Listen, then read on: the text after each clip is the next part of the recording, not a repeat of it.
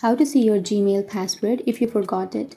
So if you want to see your Gmail password and if you forgot it, then what you can do is first open up your Google application and go for your profile, which is on the upper right.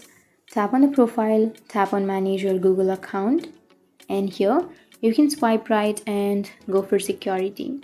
And under security, you can scroll down, and here on the bottom you may have password manager. Tap on manage passwords, and here you will have all of the passwords of your Google account. So here you will have all of the passwords of all of your accounts. So you can simply scroll down and check your Gmail, open up your Gmail.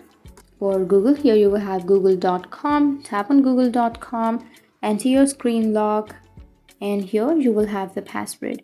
So you need to simply tap on the eye icon, which is on the right side, and once you tap on that, your password will be visible, and that's how you can see your Gmail password if you forgot it. So that's it, and if you have any questions, feel free to comment below. Thanks for watching.